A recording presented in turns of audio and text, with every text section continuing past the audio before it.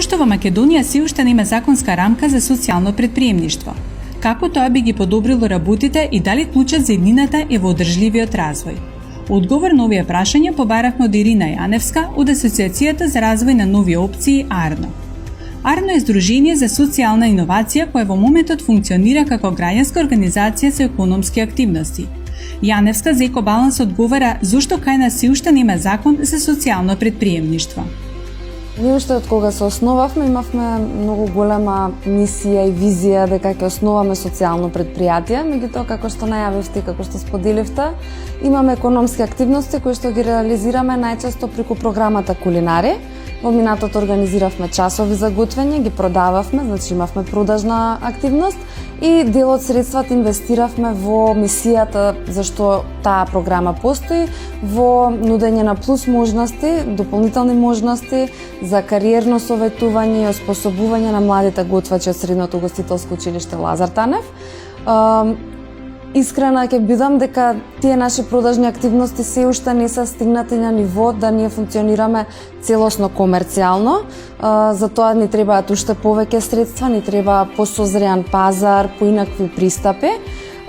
И сметаме дека токму затоа велиме дека и социјалното претприемништво се уште е во некоја пробна фаза во нашата земја, дека треба да созре не самото социјално претприемништво и капацитетите, да речеме, на граѓанските организации, туку треба да созре и да стабилизира пазарот, целата економија на земјата, за да луѓето можат да препознаат и да купуваат, например, од брендови кои што се дефинираат и се промовираат како општествено одговорни и како брендови кои што инвестираат понатаму и во некаква мисија, кои што не постојат исклучиво само заради остварување на профит.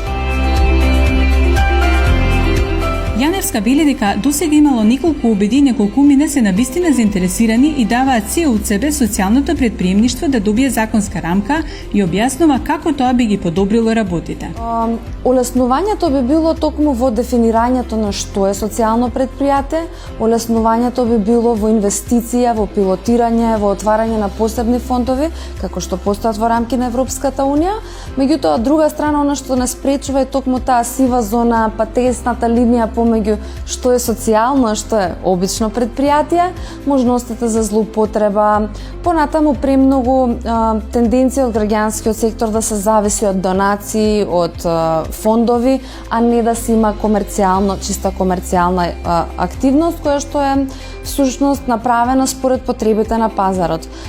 Сега знаете, работите постојано се менуваат, гледам и со короната дека можеби самиот притисок врз донесувачите на одлуки да се донесе оваква рамка, некако органски ќе се појави еве во времења кога имаме криза и кога гледаме дека луѓето се тие што треба да бидат во центарот на бизнис моделот. Тоа е социјалното претприемништво. Концептот за одржлив развој е една голема дебата која се води со децении. Во АРНО, кога се зборува за одржлив развој, се мисли за локален развој, заедница, зелена економија, социјална економија, кој што низ годините наназад преку организирање на надпреварот зелени идеи гледаме дека го имаме како потенцијал, вели Ирина.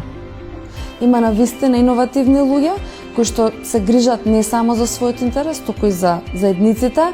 Имаме прекрасна природа која што со малку разум може да ја користиме одржливо, зборувајќи на среден рок зборувам, и за еден концепт кој што и такако може да барем нас во нашиот локален контекст ни даде шанса за еден поеднаков развој во кој што сите ќе имаат бенефит. Во таа насока одржливиот развој е нешто што е светски тренд, ги имаме целите за одржлив развој, агендата 2030 која што ја предводи од Обединетите нации. Сите земји во светот се согласија каде од 2030 година ќе ги исполнат, односно ќе допринесат кон исполнување на 17 цели за одржлив развој. И сега, она што е интересно е што ние гледаме дека од една страна навистина тоа е политичка дебата, навистина висока агенда, меѓутоа од друга страна постои дискрепанца во она што луѓето, обичниот граѓанин го знаат. Секој од нас треба да придонесе за одржлив развој на користење на ресурсите кон зголемена еднаквост и правда во општеството. Ја прашавме Ирина што вели незиното искуство, како да се научиме дека се што правиме има влијание врз економијата, општеството и животната средина.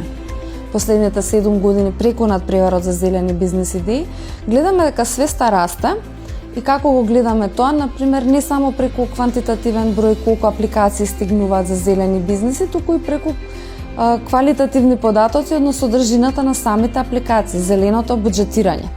Првите години од кога го организиравме надпреварот за зелени идеи, имаше прекрасни идеи, меѓутоа во буџетот има ставено средства за возило, средства за бензин, не знам, ако е кафичко и кафеле кој продава свежо цедени сокови направени локално, има еднократна амбалажа од пластика за еднократна употреба и не им беше до крај јасно дека кога зборуваме за концепти, мора во сите аспекти ние да сме доследни.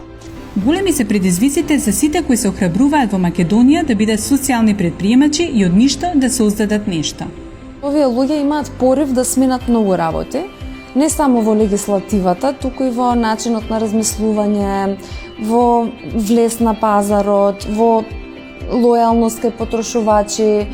Условите се оние општи за земја која што знаеме во каков степен на раст и на развоја. Условите се дури малку потежнати кога станува збор за регистрирање на обична фирма и оперирање како обично класично предпријатие и социјално предпријатие. Зошто велиме дека навистина има поголем предизвик во работењето социјално предпријатие, тоа поради големото ниво на етика, која што не се однесува само во однос на набавка на суровини, да се локални, да се еколошки, туку се однесува и во самата структура на управување.